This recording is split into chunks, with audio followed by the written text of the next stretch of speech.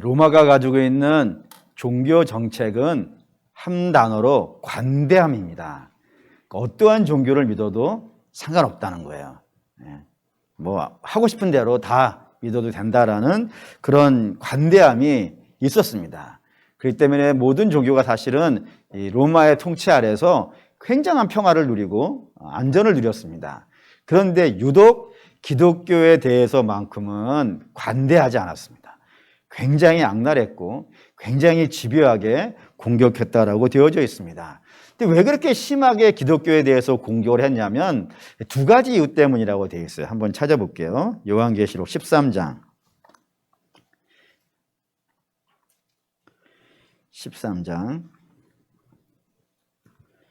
11절 12절 13장 11절 12절 읽겠습니다. 내가 보매 또 다른 짐승이 땅에서 올라오니 어린 양같이 두 뿔이 있고 용처럼 말을 하더라. 그가 먼저 나온 짐승의 모든 권세를 그 앞에서 행하고 땅과 땅에 사는 자들에게 처음 짐승에게 경배하게 하니 곧 죽게 되었던 상처가 나은 자니라. 여기 이제 처음 나온 짐승에게 경배하게 했다라고 되어 있단 말입니다. 무슨 뜻이냐면은 처음 나온 짐승은 바다에서 나온 짐승이고 그 바다에서 나온 짐승이 로마입니다. 그리고 나머지 땅에서 올라온 짐승들은 이 로마의 수하에 있는 모든 세력, 학문, 권세, 힘 이런 것들이 총합이에요. 근데 그런 모든 것들이 다 목적이 하나가 있다는 겁니다. 그게 뭐였다고요? 로마에게 경배하게 하는 것. 그러니까 로마라는 나라는 국가 종교 시스템이에요. 그러니까 국가가 종교도 관장을 해요. 그래서 모든 종교에 있는 사람들은 자기 신을 섬기되 반드시 거기에 플러스 해야 되는 게 있는 겁니다. 그게 뭐예요? 로마 황제였어요. 그러니까 로마 황제를 신으로 인정을 해야 이 평화가 유지되어지는 것이고 그리고 그것이 로마라는 나라에 충성하는 것이라 라고 생각했단 말이에요. 근데 이런 황제의 숭배에 대해서 로마의 숭배에 대해서 기독교는요 할 수가 없는 겁니다. 왜냐하면 왕은 신이 아니거든요. 왕은 뭡니까? 하나님이 부리시는 종이에요. 하나님이 나라를 또 당신의 백성을 이 땅에서 안전하게 지키시게 하려고 이 땅에 있는 어떤 사람에게 권세와 힘을 줘가지고 그것으로 백성들을 안전하게 하라, 질서 있게 하라라고 하는 의미에서 왕권을 주신 것이지 그 왕이 자기 마음대로 해도 된다라고 하는 의미에서 그 힘과 권세를 준 게 아니었단 말이에요.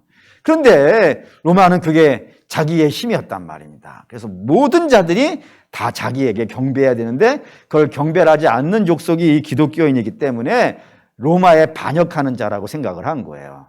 이게 첫 번째 이유였고 두 번째 이유가 18장 13절에 있습니다. 18장 13절 12절 13절을 읽죠. 12절 13절 읽겠습니다. 그 상품은 금과 은과 보석과 진주와 세마포와 자주 옷감과 비단과 붉은 옷감이요 각종 향목과 각종 상아 그릇이요 값진 나무와 구리와 철과 대리석으로 만든 각종 그릇이요 계피와 향료와 향과 향유와 유황과 포도주와 감람유와 고운 밀가루와 밀이요 소와 양과 말과 수레와 종들과 사람의 영혼들이라 라고 했습니다. 여기 이제 로마라는 사회에서 거래되어지고 있는 물품의 총 등장했어요. 근데 여기에 이 모든 물품들의 공통점이 하나가 있습니다. 그게 뭐냐면은 생필품이 아닙니다. 생활을 하는데 꼭 필요한 것들이 아니고 대부분 사치품으로 되어져 있어요. 그러니까 로마라는 사회가 어떤 사회인지 감이 오시죠. 그냥 사치에 쩔어 있는 그런 세상이었다라고 되어져 있다 이겁니다. 그렇기 때문에 사치하는 세상이니까 그 세상에 문화와 풍습은 어떻겠어요? 아주 태폐적이었어요. 예를 든다면 성적으로도 굉장히 타락해 있는 도시가 로마라고 하는 도시라고 되어져 있고 또 심지어는 뭐 검투사도 하지 않습니까? 거기서 막 사람 뭐 죽이는 거를 스포츠로 보는 거예요. 스포츠로. 그런 것들을 스포츠로 보면서 열광하고 사람 죽어나가면 막 기뻐하고 박수치고 이런 굉장히 태폐적인 문화를 주로 누가 많이 시행을 했냐면 로마의 상류층이 했단 말이에요.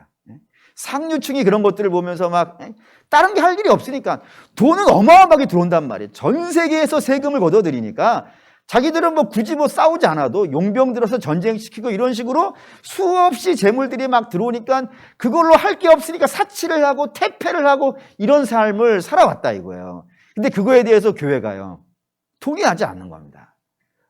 검투사 경기장이 있는 곳에 가서 예수의 이름으로 명하노니 이 사람 죽이는 경기는 멈추라고 외치기도 했었고, 그럼 뭐 사치라는 것들에 대해서 굉장히 거부함도 있었고, 그 퇴폐와 이게 악한 성문화에 대해서도 굉장한 거부감을 갖고 있었는데, 그 중에 또 하나가 여기 이제 충격적인 게 있어요. 그게 뭐냐면 로마가 거래하는 것 중에 지금은 거래하면 안 되는 게 들어있는 거예요. 그게 뭐예요? 사람이 들어있어요. 심지어는 사람에다가 하나 더 붙여놨어요. 뭐라고요? 영혼까지 거래하는 거예요. 그거를 뭐 학자들은 이제 책을 써서 많은 걸 봤는데, 로마가 참 열심히 거래했던 것 중에 여기에 있대요. 사람을 거래하는데, 물론 노예예요, 노예. 근데 노예 말고 사람을 정말 많이 거래한 것 중에 좀 뭐 오후 예배 때 은혜로운 시간에 좀 불편할 수 있겠지만 두 가지가 있었어요. 하나는 여성, 하나는 아이들. 거래된 물품이었다는 거예요. 그래가지고 뭐 아이들과 여성을 뭐 매매하는 건 다 동일한 목적이에요. 뭐 아이들은 뭐 유아착 뭐 하여튼 말하기 그래. 어쨌든 그런 거예요. 그런 것들로 막 한 거예요. 근데 교인들이 그 거리에서 팔리는 여인들과 아이들을 사다가 교회에 뒀어요. 교회에다가 보호하기 위해서. 교회에다가 데리고 와가지고 거기서 섬겨주고 거기서 살게 해주고 이런 일들을 했단 말이에요. 그러니까 그 로마에 살고 있던 사람들이, 그 상류층에서 그런 것들을 거래하는 사람들이 교회를 보면 자기의 수치가 드러나는 거예요. 자기들은 사람을 사고 파는데 저기는 사람을 섬겨주네. 뭐 이런 걸 보면서 자기의 수치감을 느낀 거예요. 수치감을 느끼면서 예수 믿는 사람들은 회개를 하잖아요. 그런데 이 악한 족속들은 분노했어요. 자기 수치를 덮어버리고 싶은데, 다 같이 동의해줘야 되는데, 내가 이런 악한 짓을 하는 걸 옆에서 다 동의해주면은 그거 할 수 있는 힘과 용기가 생기잖아요. 근데 악이라 그러고 나쁜 짓이라고 막 하거니, 그러니까 그걸 보면 수치를 느꼈고, 수치를 보면서 분노하기 시작했어요. 그래서 그 분노가 전부 다 어디에 쏟아지기 시작했냐면 교회를 향해서 쏟아지기 시작하였고, 교회가 처음에는 이거를 잘 견뎠습니다. 처음에는 잘 견뎠어요. 그런데 이 순환과 어려움과 고난이 계속해서 장기간 걸쳐서 들어오니까 마음들이 어떻게 시작했겠어요? 조금씩 무너져 가는 거예요. 무너져 가면서 결국에는 탄식을 하게 됩니다. 왜 우리만? 다른 종교는 다 아무렇지 않은데, 오히려 로마 사회에서 막 잘되고 막 그러는데 왜 우리만? 또는 뭐 왜 나만 이런 어려움을 겪게 되는가? 내가 특별히 잘못한 것도 있는 것 아닌데, 나 예수 믿는 것이고 그리고 섬기고 살아가고 있는데 왜 내게는 이런 어려움들이 생기는가라고 하면서 조금씩 무너져 가기 시작하였고, 그리고 믿음에서 이탈하는 사람들이 생겨나기 시작했습니다. 그래서 사도가 이 국가 폭력에 의해서 흔들리고 있는 교인들을 위로해 줘야 될 상황이 발생이 되어졌고, 그래서 우리 주님께서 사도 요한에게 보여주신 것이요, 요한계시록을 보여주시면서 내용들을 말씀해 주시는 서론입니다. 지금 1장이라는 것이. 그 서론에 그 위로가 등장하기 시작한 겁니다. 1장 9절 볼게요. 1장 9절. 요한계시록 1장 9절 읽겠습니다. 나 요한은 너희 형제요 예수의 환난과 나라와 참음에 동참한 자라. 하나님의 말씀과 예수를 증언하였으므로 말미암아 반모라는 섬에 있었더니라고 하면서, 여기에 이제 중요하게 첫 번째로 줄을 그으셔야 되는 것이 예수의 환난이라고 되어 있습니다. 우리가 알다시피, 우리도 알지만 초대교회, 로마 교회에 살고 있던 모든 사람들도 다 알다시피 예수님은 고난을 당하셨어요.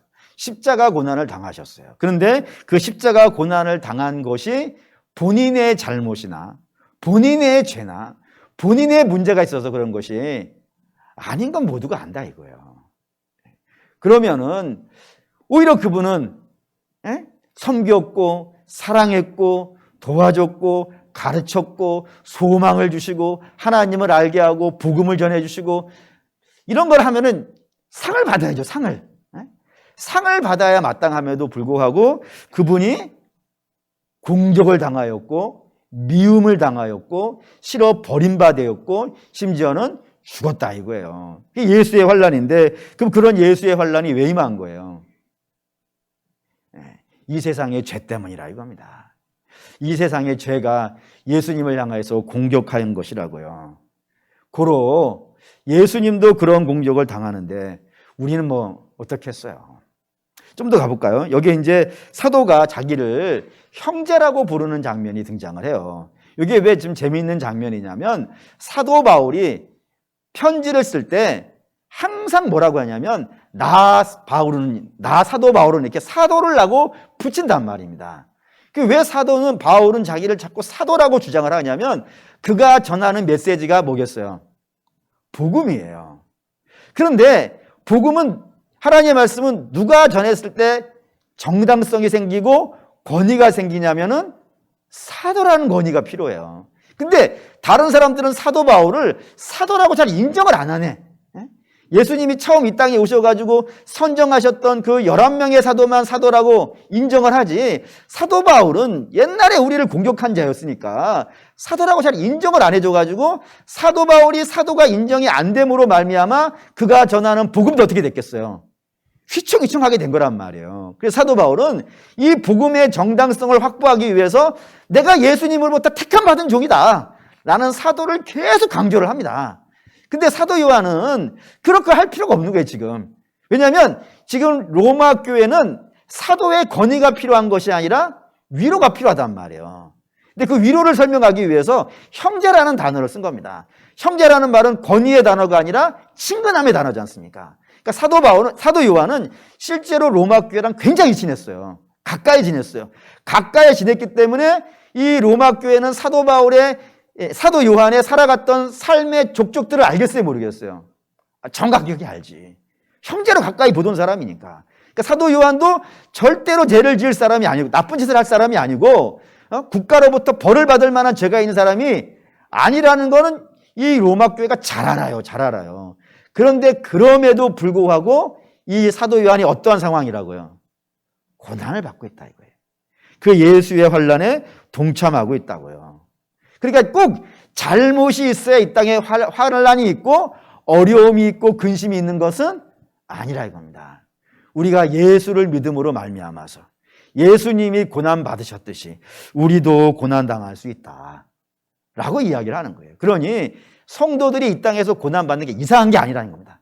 그걸 이상하게 생각하지 마라.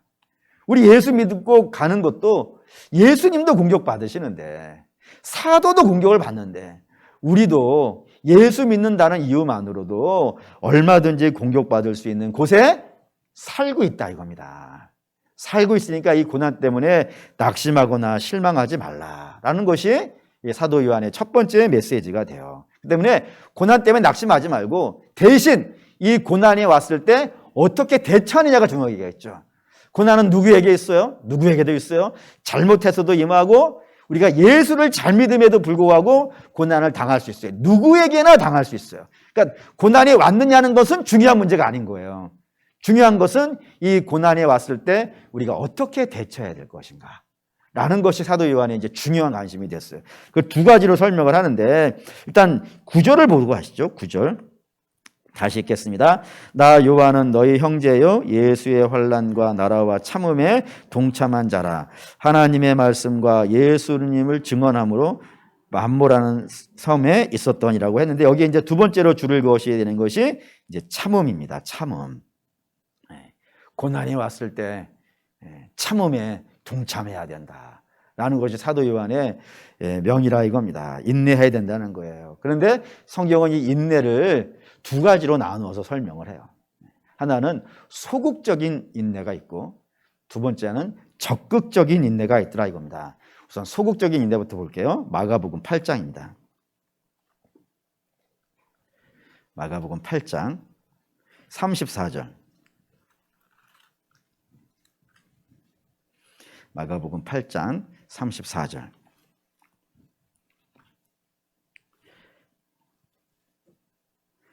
마가복음 8장 34절 읽겠습니다. 무리와 제자들을 불러 이르시되 누구든지 나를 따라오려거든 자기를 부인하고 자기 십자가를 지고 나를 가시니라 하시니라. 주께 해서 당신을 따라오려고 하는 자, 주님을 따라가려는 자는 누구예요? 성도로 부르심 받은 자 아니겠어요? 그러니까 성도로 부르심 받은 자에게 너희는 이렇게 살아야 돼 라고 명령하신 장면인데, 그 명령의 내용이, 결론이 뭐냐면 너희 어떡하라고요? 예수님 따라오는 삶을 살라 이거예요. 예수님이 어떤 길을 가셨죠? 정리합시다. 예수님이 우리 앞에서 어떤 길을 가셨어요? 십자가의 길을 가셨어요. 고난의 길을 가셨어요. 좁은 길을 가셨어요. 다시 말하면 성도는 말이죠, 이 땅에서 편안하게 사는 게 목표가 되면 안 돼요. 편안하게 가신 길이 예수님의 길이 아니란 말이에요. 근데 우리는 예수님을 따라가야 돼. 성도는 무조건 예배 없이, 단 한 명의 예배도 없이 전부 다 누구를 따라가야 돼요? 예수님 따라가야 돼요. 그러니까 예수님을 따라가는 길은 좁은 길이요, 십자가의 길이요, 고난의 길이요, 뭐 찬송에도 있지만 눈물 나는 길이요, 하여튼 그런 길이란 말이에요. 그러니까 성도라는 사람들은 기본적인 인생의 목표가 편안함이 아닙니다. 편안함을 갖고 있으면 안 돼요. 대신 뭐를 갖고 있어야겠어요? 내가 가는 길이 옳은 길을 가는 거예요. 하나님이 인정하시는 길을 가는 거예요. 그런 길을 가는 것이 성도에게는 명예로운 거예요. 이 명예로움을 가지셔야 돼요. 사랑하는 믿음의 성도 여러분, 이 명예로움을 어떻게 설명하면 좋을까 곰곰이 생각을 하다가, 전공 과목은 제가 성경이지만 교양 과목이 하나가 있어요. 이 교양 과목이 드라마예요. 드라마 얘기 잠깐 할게요. 어떤 드라마냐면, 여러분들은 안 보셨겠지만 제가 1편부터 마지막 편까지 다 본 드라마가 몇 개가 있는데, 그 중에 하나가 태양의 후예라고 하는, 전혀 안 보셨죠? 그런 드라마가 있었어요. 거기에 강모연이라는 의사가 등장하는데, 그 강모연 의사가 테러리스트에게 납치가 된 거예요. 그래서 막 인질 몸값을 요구하니까 청와대에서, 청와대 안보수석이 중심이 되어져서 뭐 각 군의 사령관들 뭐 다 모여가지고 전략회, 인질을 어떻게 할 것인가 막 회의를 하는 거예요. 그때 여러분이 전혀 모르시는 유시진이라고 하는 대위가 하나가 있었어요. 그 대위가 그 사령관에게 전화를 한 겁니다. 제가 가겠다고, 제가 가서 데려오겠다고 하니까 사령관이 오케이, 네가 해라 라고 명령을 한 거예요. 그 얘기를 듣자 청와대 안보수석이 당신 지금 무슨 짓이냐고, 이 작전은 미국이 CIA가 주도하는 작전인데 우리가 여기 끼어들었다가 막 작전을 망치기라도 한다 그러면 이 외교에 심각한 문제가 생기니까 당장 이 작전을 취소하라고 명령을 하는 거예요. 그러자 사령관이 한 말이 기억이 났어요. 그 말이 무엇이냐면, 이 대사가 거의 막 90%는 맞을 것 같아요. 그 대사가 기억이 나니까 뭐라 했냐면, 어이 정치인, 당신에게 이 문제는 넥타이 메고 마이크 앞에서 멋지게 하는 정치일지는 모르지만 내 부하에게는 목숨을 걸고 하는 작전이라고. 국민의 생명이 나라의 주권이라 생각하기 때문에 아무도 알아주지 않지만 이 전쟁을 하는 나의 병사들이라고 이렇게 얘기를 하는 거예요. 그러자 청와대 안보수석이 이렇게 얘기했어요. 당신 옷벗을 각오하고 있냐고. 별이 3개예요. 뭐 여기 남신도들은 아시겠지만 별이 3개는 중장이라 그래서 뭐 대단히 높은 것이고, 별 3개 다는 것은요 진짜로 어려워요. 거의 뭐 죽었다 깨어났다 몇 번을 해야 별 3개를 달 수 있단 말입니다. 근데 그 특전사의 사령관이 명예롭다면 언제든지 벗을 수 있다고. 그 말이 너무 멋있었어요. 여러분, 이 땅에 살아가는 사람들도 명예로움을 할 수 있는 거예요. 그 명예 때문에 평생을 갖다 바칠 수도 있어요. 그러면 하물며 예수 믿는 사람의 기계는 어때야 될까요? 예수 믿는 사람, 영생을 얻은 사람의 기계가 어때야 될까요? 저는 당연히 예수 믿는 사람에게도 명예로움이 있다고 생각을 합니다. 단순히 이권에 왔다 갔다 하는 것이 아니라, 아니 우리가 받은 생명이 어떤 것인데요?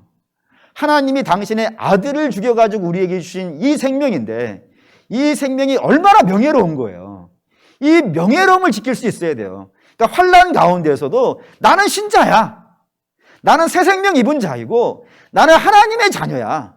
라는 명예로움이 있어야 돼요. 그 명예로움이 있어야 환난이 왔을 때 의연하게 대처할 수 있고요, 용기 있게 대처할 수 있어요. 바라고 원하는데 우리 사랑하는 믿음의 성도 여러분, 여러분이 가지고 있는 라떼르라 그러죠. 이름, 성도, 이거 정말로 가치 있는 겁니다. 돈으로 살 수 없고요, 힘으로 살 수 없어요.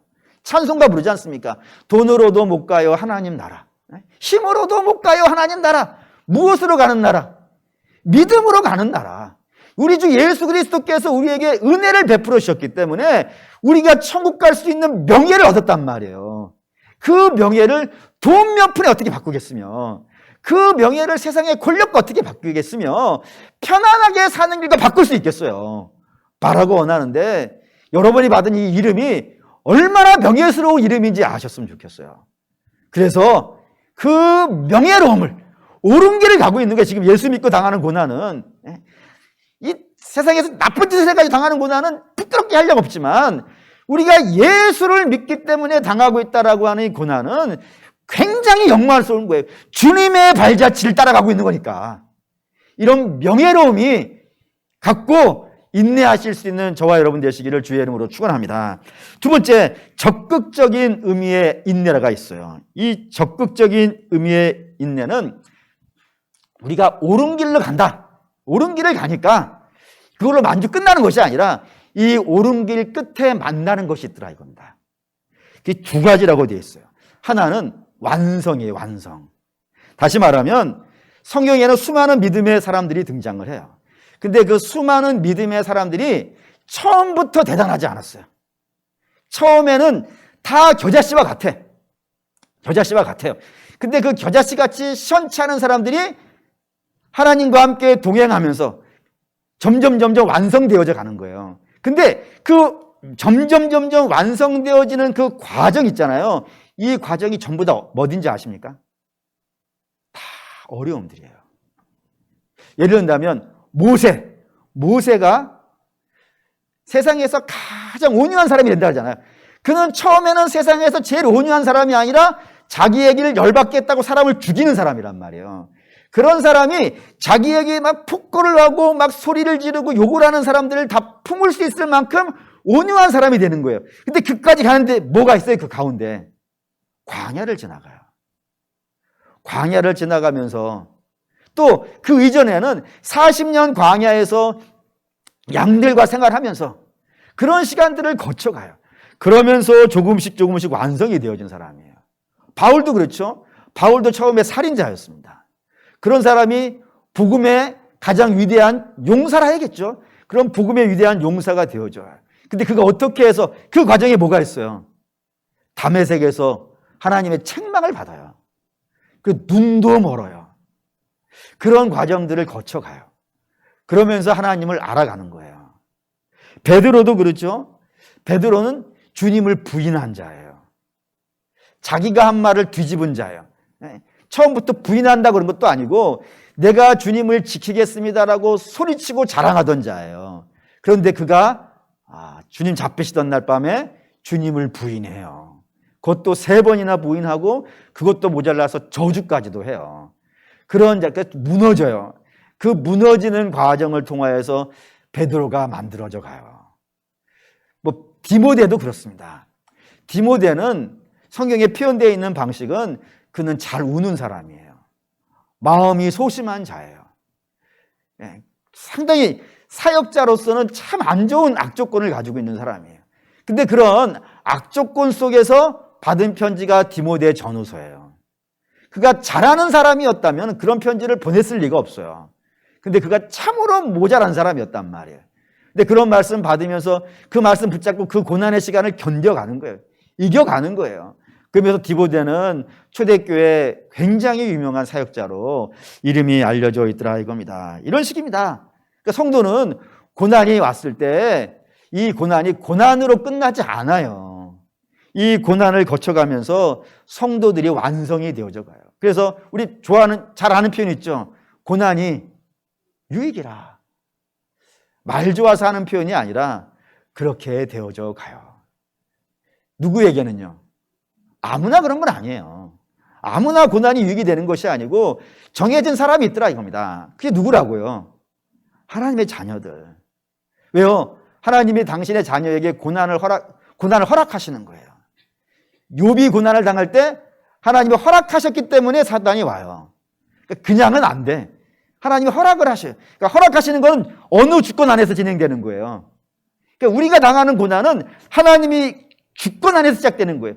물론 양은 달라요. 왜 양이 다르고 어떤 사람이 이만큼 받고 어떤 사람이 이만큼 받고 전 잘 모르겠어요. 그거는.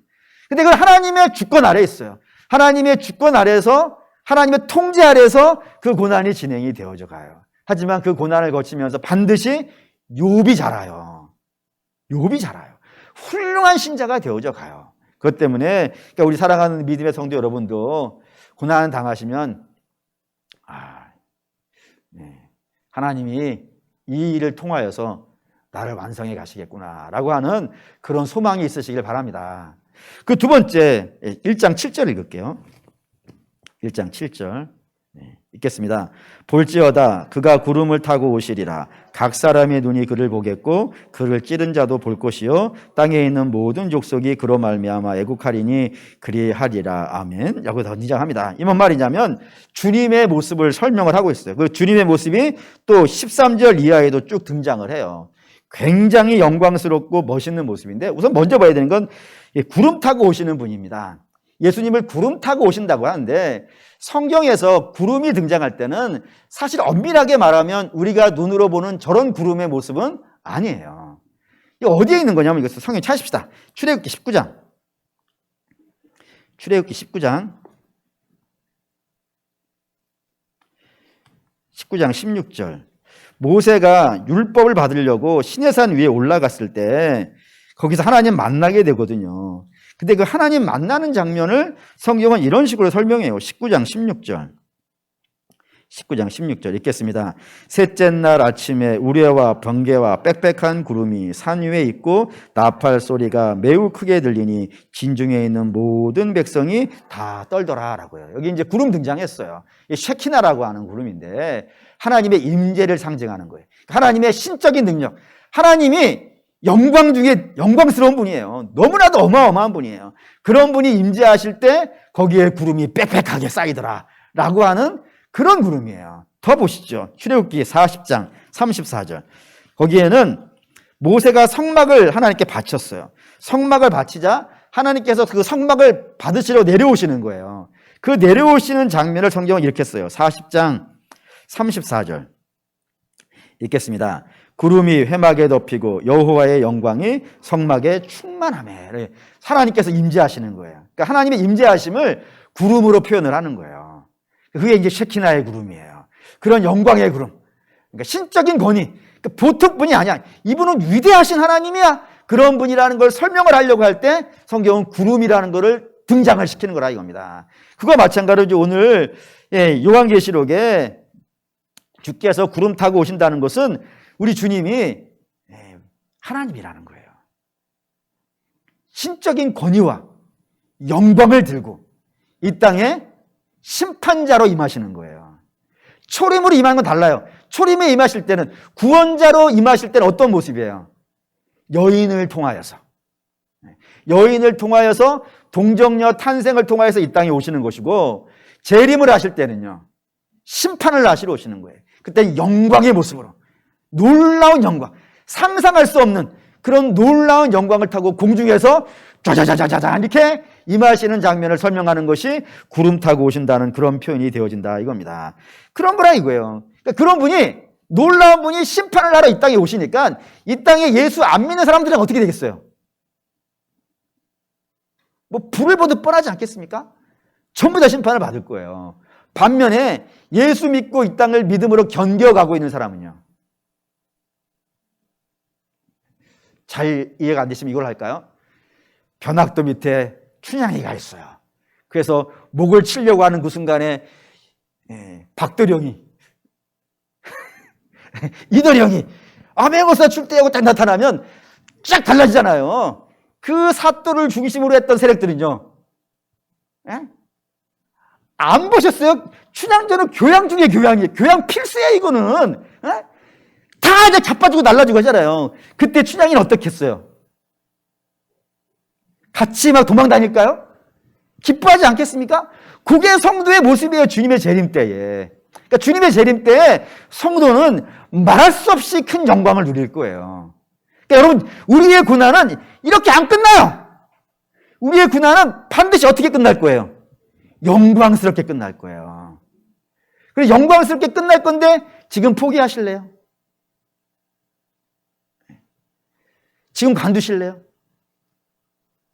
그럴 수 없죠. 그럴 수가 없는 거예요. 우리는 지금 고난을 가고 있어요, 지금. 고난을 가고 있지만 이 고난이 이 고난으로 안 끝나. 우리는 반드시 그 영광스러운 주님, 구름 타고 임하실 그 주님, 그분에 의해서 우리는 상 받을 거예요. 의의 면류관 쓸 거예요. 그래 어떻게 실망이 되겠어요. 그걸 견딜 수 있는 거예요. 그게 소망이에요. 그러니까 성도는 고난을 명예로움으로 견디기도 하지만 또 하나는요, 소망으로도 견뎌요. 우리 앞으로 영광스러워질 거야. 우리 실망하지 맙시다라고 하면서 그렇게 건너더라 이겁니다. 그로 사랑하는 믿음의 성도 여러분, 사도 요한이 전하는 메시지는 분명한 거예요. 고난을 당하고 있는 그 로마 교회 교인들에게 너희는 명예로움을 지키라. 신자의 명예를 지키라. 그리고 그 신자의 명예로 걸어가는 자를 주께서 반드시 구원해 내시리라. 그래 낙심하지 말고 이 믿음의 길을 가라라고 이렇게 이야기하는 내용이 요한계시록 전체에 흐르는 중요한 내용이라 이겁니다. 그런데 오늘 우리 남신도 헌신 예배 때 이 설교를 하는 이유는 자명해요. 뭐냐면 제가 볼 때 믿음으로 살아가는 것이 힘든 남신도가 아닐까? 그런 생각이 들었어요. 물론 여신도도 힘들지. 여신도도 힘들지만, 오늘 남신도 헌신 예배니까 남신도로 갈게요. 남신도 믿음 생활 잘 해보려고 하면은 방해하는 것들이 참 많아요. 뭐 이런다면, 그건 남자가 뭐 째째하게 신을 믿어? 남자가 뭐 그렇게, 뭐 울어? 창피한지도 모르고 그래. 남자는 모름지기 주먹이야. 네 주먹을 믿고 살아. 네 힘과 권세를 믿고 살아. 이렇게 이야기하는 세상 속에서 신앙을 지키는 건 만만치 않고, 사회생활도 그렇죠. 사회생활을 잘하려면 이 정도는 눈 감고 지내야 넘어가야지. 또는 이런 건 같이 좀 해야지 말이야. 사회생활 그렇게 해가지고 어떻게 하겠냐고. 뭐 쉬운 표현 든다면은 술 한잔 안 마시고 무슨 사회생활을 하겠냐고. 다 뭐 뇌물 같은 것도 이건 다 기본적으로 하는 거지 라고 하는 그런 세상에 제일 직면해 있기도 하고, 또 남신도들에게는 그냥 주어진 무게가 하나가 있죠. 그냥이란 표현은 좀 좋지 않네. 어쨌든 뭐 무게가 있죠. 뭐냐면은 내가 가족을 지켜야 돼. 내가 가족을 먹여 살려야 돼. 내가 쓰러지면 안 돼. 내가 약한 모습 보이면 안 돼. 뭐 그런 무게감들이 있어요. 그래서 힘들어요. 그렇기 때문에 그런 유혹과 핍박 사이에서 남신도들이 신앙생활을 해야 돼요. 그러니 쉽지 않죠. 그래서 믿음을 지키려고 하니 세상의 지위가 흔들흔들하고, 세상의 지위를 붙잡으려니 믿음이 흔들흔들하고, 뭐 이런 마치 칼날 위에 서가지고 이쪽으로도 자빠질 수 없고 저쪽으로도 자빠질 수 없는 그런 상황에 놓여져 있어요. 그래서 고민을 하죠. 남신도들 늘 어떻게 할까 하다가 되게 많은 분들이 결론을 내린 게 뭐냐면 적당히 하자. 적당히 하자라는 신앙의 결론을 내립니다. 그 결과 남신도들의 신앙이 야성을 잃어버리고 교회에서 점점점 뒷자리로 가는 그런 일이 발생이 되어졌어요. 그리고 주변에 대부분이 이제 여신도들은 열심히 하고, 그리고 남신도들은 죄송한 표현이단 말이에요. 우리 뭐 나오신 분들은 아니고 이렇게 아내들 이렇게 붙잡고 다니는, 밖에서는 남자들이 데리고 다니고 교회 오면 여성들이 데리고 다니고, 이런 모습이 되어버린 상황이 되었어요. 참 안타까운 게 조국 교회 사이즈가 어마어마하지 않습니까? 교회적으로 보면 사이즈가 어마어마한데 사회적인 영향력은요, 약해요. 왜 그렇게 됐을까? 라는 생각이 들어간 것이 이런 이야기입니다. 그래서 제가 이제 결론을 고민을 했어요. 고민을 하고 이거 진리는 아닙니다. 그리고 시대마다 조금 다르기도 해요. 하지만 보편적으로 가지고 있는 이야기가 있습니다. 그게 뭐냐면 제가 교회사 좋아하는 건 여러분 잘 아실 것이고 교회사를 보면은 남신도와 여신도에게는 역할이 약간 차이가 좀 있는 것 같아요. 어떤 여신도는 맡겨진 역할이 뭐냐면은 대부분 전투를 하는 겁니다. 각계 전투예요. 각자 싸워. 어떻게 해요? 한 명의 영혼을 전도하기 위해서 그 한 명을 붙잡고 각계 전투를 해가지고 그 한 분을 주님의 교회로 인도하고 뭐 양육하고 섬기고 이런 각계의 전투에서는 여신도를 당해낼 사람들이 많지 않아요. 있긴 있어요. 근데 많지 않아요. 그래서 교회 직분도 전도 부인이라고 하는 그런 직분이 있을 줄. 전도 남편은 못 본 것 같아요. 전도 부인이 있는 거 보면은 이런 각계 전투에는 여신도들이 굉장히 강하고 실력도 있고 능력도 있는 것 같아요. 그런데 전쟁은 주 남신도들이 하더라고요. 큰 싸움들, 세상과 싸우고 세상을 변화시키고 그리고 영향을 주고 이런 큰 싸움들. 그래서 큰 싸움을 해가지고 그 영역에 있는 사람을 싹 끌고 오는 거는 남신도들이 교회사에서는 주로 진행을 했어요. 그래서 그 얘가 문중기영 전도사라고 들어보셨나 모르겠습니다. 그분이 신안 앞바다에서 배를 타고 다니면서 전도를 했어요. 그래서 섬 여기에 가서 전도해가지고 여기 교회 만들고 또 여기 가서 배 타고 다니면서 전도해가지고 또 교회 만들고 이런 것들을 잘하신 분입니다. 그래서 뭐 씨암탉이라고 불렸어요. 공산당이 그분을 총 쏴서 죽일 때 뭐 씨암탉이라고 알 앓는 자들이라고 그래가지고 죽였다고 교회사에 기록되어져 있는 거 보니까 그분들 한 분 한 분의 영혼들을 세워놓는 건 탁월한 능력이 있었던 것 같아요. 근데 중요한 거는 그분을 통해서 훈련받고 양육받은 사람을 교회사가 5명의 이름을 써놨어요. 그분이 첫 번째는 CCC라고 들어보셨죠? 그 CCC의 김중건 목사님 창립자인데 그분이 이분의 제자예요. 내 어머니라고 부르면서 그분에게 훈련받았어요. 그 한 분을 통해서 대학생 전체의 영향력을 행사하는 일이 일어나기도 했고 또 제 학교의 은사님이기도 하고 그리고 뭐 치유 목회하면은 우리나라의 최고의 대가라고 불리는 그런 분이 한신대 정태기 목사님이에요. 그분이 또 이 치유 목회라고 하는 어마어마한 영역에서 활동을 하셨던 그런 일도 하기도 하셨고 또 중앙성결교회 이만신 목사님이라는 분이 계십니다. 뭐 그분 뭐 이름 아시는 분은 아시겠지만 뭐 굉장한 분입니다. 그리고 뭐 이봉석 목사님이라는 분도 있고 순교자 중에 이판일 장로라고 하는 분도 있습니다. 이런 분들이 여기서 출생을 했어요. 그리고 훈련 받았고 자랐고요. 그래서 불교신문 보니까 저도 불교신문까지 보네. 교양 과목으로 넓게 가지고 있어요. 불교신문에 뭐라 그랬냐면은 이 신안군의 앞바다에 있는 섬들은 나쁜 섬이라고, 나쁜 섬. 대놓고했어요. 나쁜 섬이라고. 어떻게 나쁜 섬이냐면 종교 편향된 섬들이라고. 왜요? 거기는 다른 신교들이 하나도 없어요. 전부 다 예수 믿는 사람들이에요. 그런 영향력을 그 한 분이 다 한 건 아닐 거 아니겠어요. 그분의 제자들을 통하여서 쫙 퍼져버리는 그런 역사를 만들더라 이겁니다. 이거 사도 바울도 마찬가지예요. 사도 바울이 로마서 16장 13절에 뭐라고 써놨냐면 내 어머니라고 써놓은 분이 있어요. 루포의 어머니라고 불리는 그분이 사도 바울이 어머니라고 불린 거 보면은 이 루포의 어머니 이름도 안 나와요. 그분이 사도 바울과 그 루포도 아들이니까 잘 섬겼어요. 한 분 한 분을 섬겼어요. 그러자 루포는 초대교회 유명한 목사님이 됐고 바울은 뭐 말할 것도 없이 전 세계의 교회에 영향력을 행사하는 분이 되어졌다는 건 뭐 우리가 잘 알고 있는 내용이라 이겁니다. 그런 그림이 성경에 굉장히 많고 교회사에도 많아요. 물론 아닌 경우도 물론 있어요. 하지만 대체로 그래요. 그래서 저도 이제 결론을 이렇게 내렸어요. 우리 여신도 여러분들은 한 분 한 분을 붙잡고 그를 전도하고 영혼을 섬기고 하시는 일을 우리 아신도들은 잘할 것 같아요. 잘할 것 같아요. 잘할 것 같아요. 한번 날 세봅시다. 잘할 것 같아요. 남신도들은 긍지를 갖고 사셨으면 좋겠어요. 신앙인의 긍지로. 여러분의 각처에서 하나님이 여러분들에게 에덴들을 맡기셨어요. 아담에게 에덴을 맡기셨어요. 죄송합니다. 하와에게 에덴을 맡기시지 않았어요. 아담에게 에덴을 맡기셨어요. 그 에덴을 주관을 해야 돼요.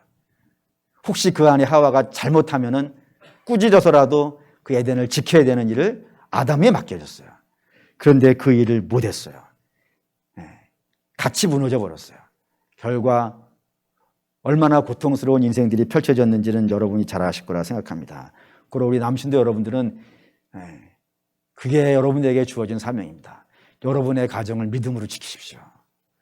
그리고 여러분들이 살고 있는 그 사회를 믿음으로 지키려면 방파제를 하십시오. 그리고 더럽고 악한 세상의 문화와 싸우셔야 됩니다. 거기에 예수 그리스도의 십자가를 꽂으셔야 되고 큰 싸움 하셔야 됩니다. 우리 주님이 제일 큰 싸움 하셨고 우리 남신도들이 그 뒤를 따라다니면서 그 다음 싸움들을 해주셨으면 좋겠어요. 그래서 세상이 더 나빠지지 아니하도록 그래도 주님의 영광을 봐야 되지 않겠습니까? 우리 남신도들을 통하여서 그 영광을 볼 수 있다면 힘들겠죠, 물론. 어려움도 있을 겁니다. 그러니까 명예롭게 인내하시고 그리고 소망을 갖고 인내하시면서 그 싸움을 끝까지 잘 싸워내시는 우리 남신도들 되시기를 주의 이름으로 축원합니다. 아멘. 기도하겠습니다.